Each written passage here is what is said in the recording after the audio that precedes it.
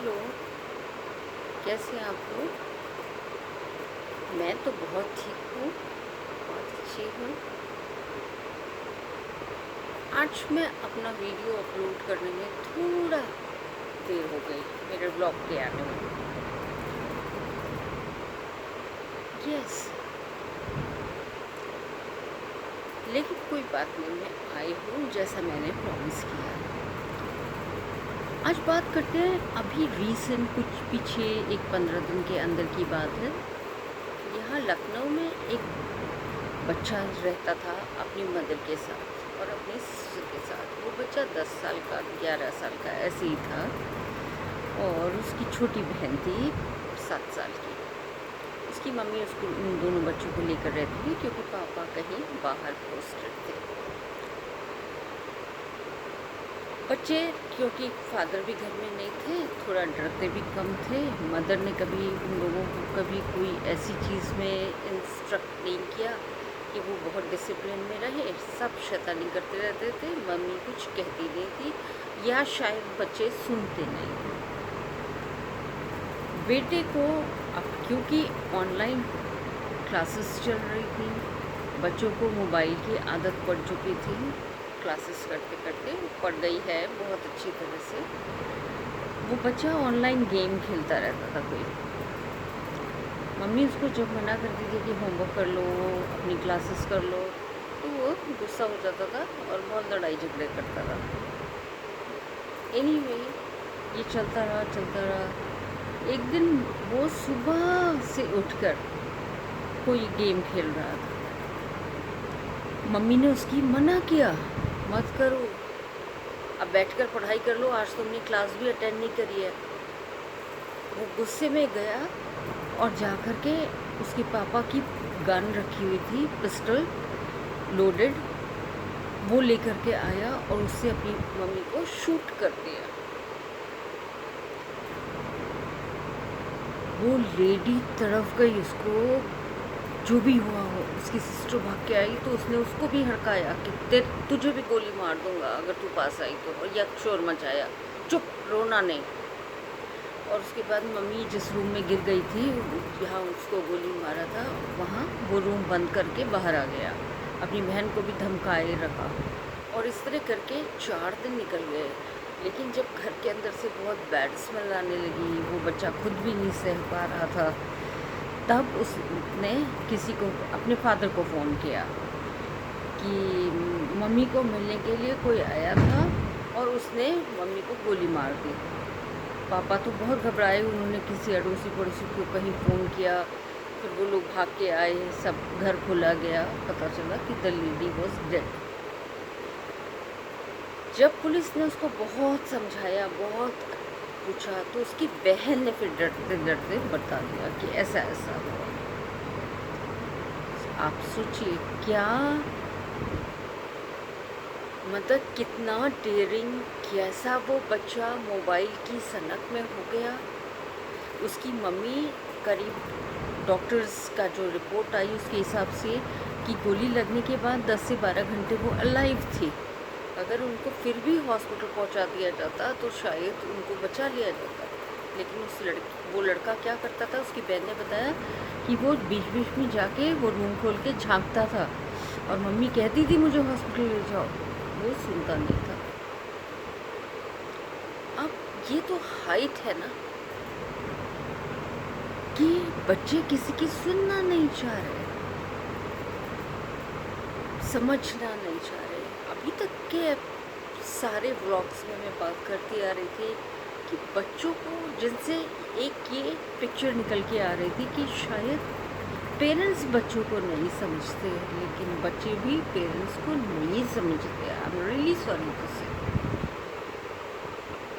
अगर कहीं माँ बाप की गलती है, माँ बाप की गलती ऑफकोर्स कहीं पर बड़ी हो जा रही है, लेकिन कहीं कहीं बच्चे भी हाईली डिसोबीडियंट है, बिल्कुल सुनना ही नहीं चाहते कि क्या कर रहे हैं, गलत कर रहे हैं, सही कर रहे हैं। अगर बड़े लोग घर में कह रहे हैं, गार्डियन कुछ बोल रहे हैं, तो प्लीज़ सुनो, हो सकता है वो आपको फ़ायदा दे जाए। पर ऐसा नहीं हो रहा। ना पेरेंट्स सुन रहे हैं और ना बच्चे सुन रहे हैं। दोनों के बीच में एक लंबा गैप आ चुका है और वो गैप ज़रूरी है फिल करना। और वो तभी फिल किया जा सकता है जब दोनों लोग उसका एफर्ट करें, दोनों लोग आगे बढ़ के आपस में बात करें। बहुत बार मैंने बच्चों से काउंसलिंग के समय में सुना है कि उनको तो बहुत दुखी है, वो उनका मन रोता रहता है।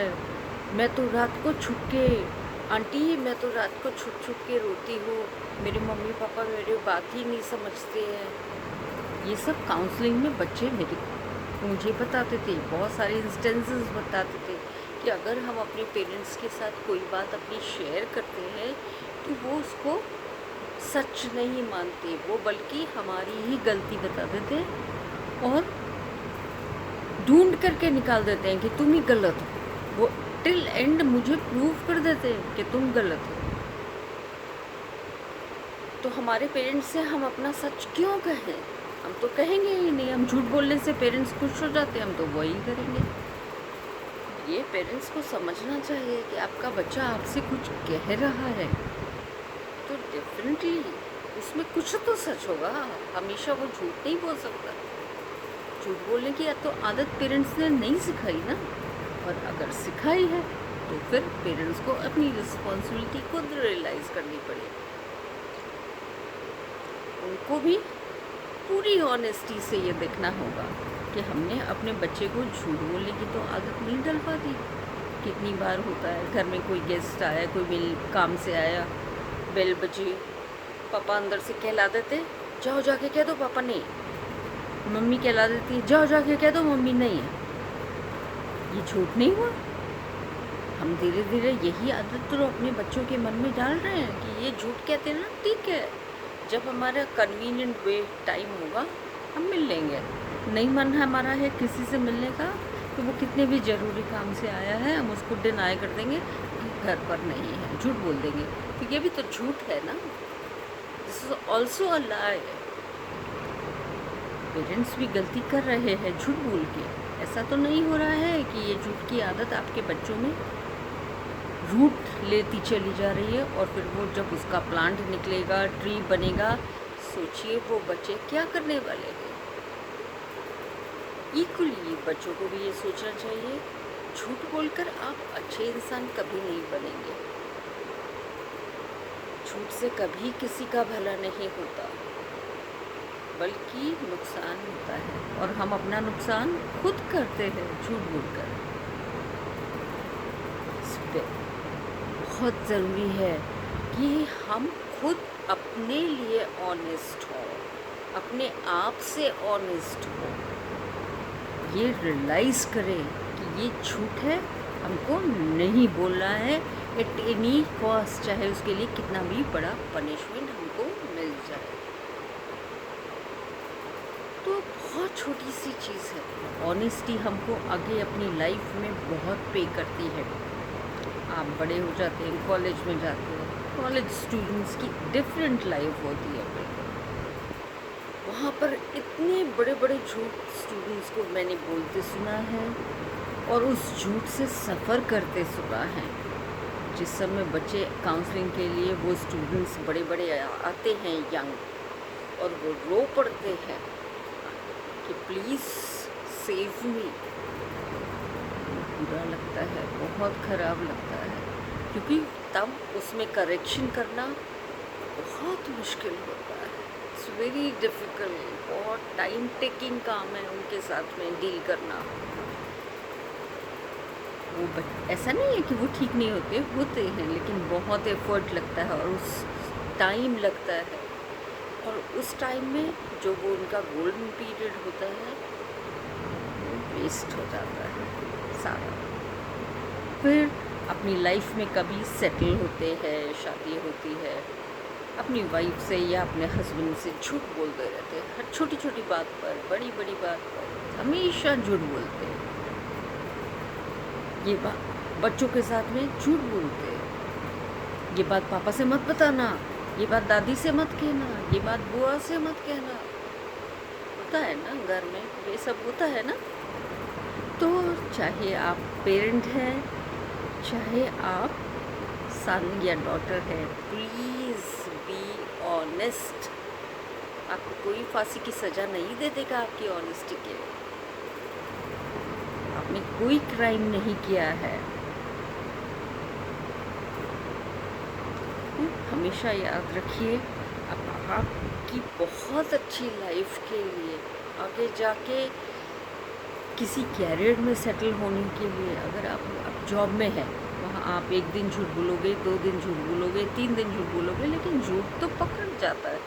चाहे वो बच्चे लोगों का झूठ हो या यंगस्टर्स का हो या अडल्ट्स का हो या हमारे बुज़ुर्गों का हो, किसी का भी झूठ हो, झूठ कभी छुपा नहीं रहता, कभी न कभी खुल जाता है।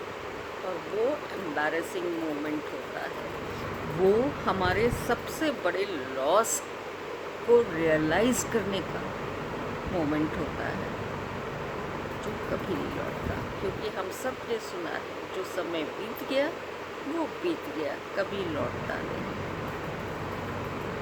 तो आज का मेरा ब्लॉग बी ऑनेस्ट आपके लिए।